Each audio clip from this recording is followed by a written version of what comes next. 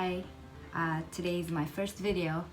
A friend of mine actually asked me to do this, and I'm hoping that it would help those who just heard the news of being diagnosed with cancer. And so I just want to share how it was for me the day I was diagnosed with breast cancer. So I did my biopsy, and then a week later, I was told to come into the doctor's office for my result. And I remember that day thinking, or before that, like I think they called me on, so I did my biopsy on a Thursday and they called me that Tuesday to come in Thursday for my results. So I figured if they called me, it must be that it's positive, because there's no way if it was negative, they would just told me over the phone. So I kind of suspected it, but I had to prepare myself. Like a normal day, I went into work that Thursday, and my appointment was around 1 o'clock, I remember, and I told my manager that I'm going to the doctor's office to hear my biopsy results. And then she told me to text her when I hear the news and not to come in if I want to. But I had already made my mind that I was going to come in anyway. But it's interesting how that day went. Anyway, before I start, I want to read something for you guys. It's a journal entry that I did a couple of days after the news. So it says here, I was diagnosed April 27. That's the day I heard I was positive. My world did not crumble. It was like hearing as if I was not accepted for the position I applied for. Disappointed? Yes, but I did not cry. I did not question why. I accepted it. In fact, I kind of suspected, so I would have been surprised otherwise. As the doctor told me different, I went back to work, smiling. My manager, Jackie, couldn't understand why I was smiling. I had told her that I was going to see my doctor to hear of my biopsy results. So when she saw me smiling, she thought the news was different. I guess I was smiling not to alarm her, not to get I'm sorry, a pity answer or some reaction. I was okay with it. This is a bump on the road. Driving back to the office from my doctor's office, I was thinking, I am no different than anyone, so why should I be surprised? Mommy just went through it. I know what the whole thing entails, and Mommy was a trooper, so I can do it too. God has prepared me for it. So this was the entry that I did, and it's interesting because like reading back to it, and I remember going back to work smiling, and I know behind that smile there's the fear, of course, that but I didn't want to accept. I didn't want to give value for that fear. And initially, my manager, when she saw me and I was smiling, she was like, oh, things are okay. Then I went to her office, closed the door, and told her the news. And she's like, okay, why are you here? And I was like, why wouldn't I be here? I heard this news, yes, but it's not going to stop me from living. And I told her, I said,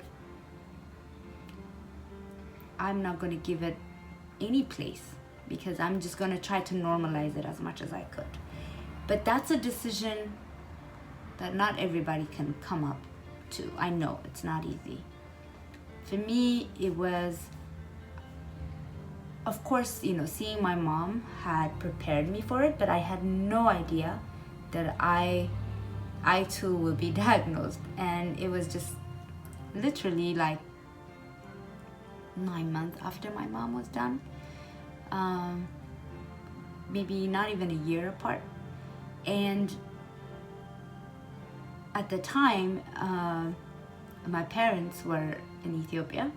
My sister and her family were in Ethiopia. And so I didn't want to alarm them, so I wasn't going to tell them at that time. I waited till they came back. But I remember going to the doctor's office on my way to hear this diagnosis. I was praying in the car. I was literally having a conversation with God. I was like, okay, I know God, this is probably positive. This is probably why they called me. How am I going to react? Please, help me. I want to accept it. I want to also be strong and just, asking God for strength to help me carry through it. I'm the type of person that hates pain. I hate pain.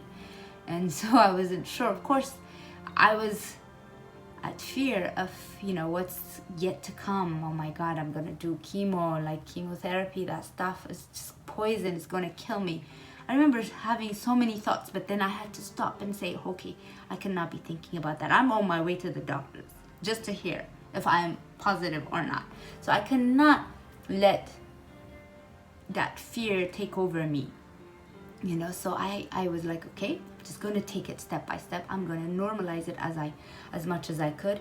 It was a shift in my head that I had to do. So the first thing was to accept it, and just recognizing the feeling, but just accepting something that you have no control of. I can't change it. So when the doctor told me, she was actually surprised too. She's like, are you, I didn't have any emotion. And they even asked me, there's a special room next door if you want to go there and take some time to process it. And I was like, no, I'm okay. Just tell me what I need to do next. So I was getting into this mechanical mode. It's strange when I go back and look at it. Sometimes I wonder, has my brain really understood the gravity of it? Maybe not. Or I did and maybe, just accepted it. But I know for sure it was God that put me through, that gave me that strength to accept it, to process it, and not to be fearful. So accepting it and acknowledging it and giving it attention initially, it's going to help. And believing, so this takes me to that ABC model that I have, that accepting it and then believing that you're going to get through it with God, and knowing that you'll be all right, that God will give you that divine strength and perseverance to endure whatever situation you're in. So having that belief helped. And then the C part was making the choice. So you have a choice to focus on your problem, or you have a choice to focus on God and on all the positive things that comes with it. And so those three things are important, like accepting it, believing that you'll be healed and you'll be fine, and making the choice to focus on the positive side and change your attitude, and just actively switching that gear in your head. And just a quote that I recently heard was, fear is not real, danger is.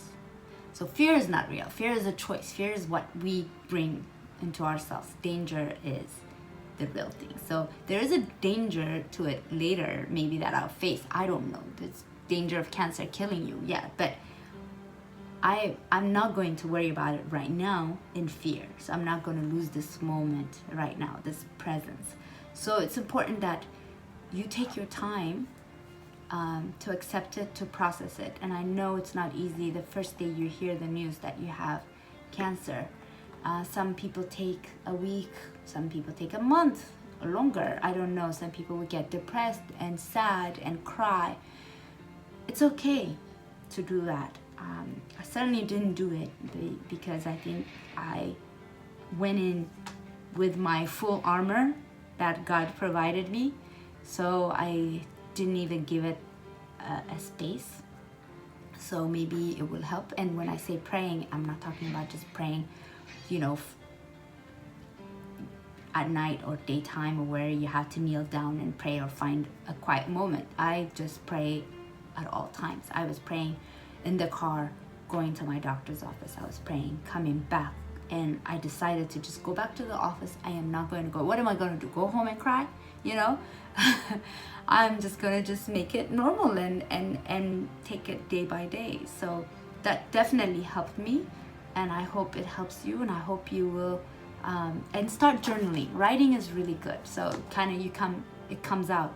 So journal it, talk about it, be open about it with your family and friends. I know the harder part for me was telling friends, telling family, because I didn't know how to break the news, and I know how it will break them more than me. I was okay, because honestly God had me. So but talking with family, and then when they see you how strong you are, they also become strong. And when they see you how positive you are, things around you stay positive, and things will go well. So just learn to accept, and learn to acknowledge it, and learn to just depend on God. That's my first video, and I'll talk about other stuff that about the chemo, the radiation, the surgery. We'll talk about other stuff even moving forward, that because the battle continues, it doesn't end, but we take it day by day and step by step. So that's my thing, ABC. So accept it, acknowledge it, believe that you'll be healed, and then make a choice to stay positive. All right, that's it for today.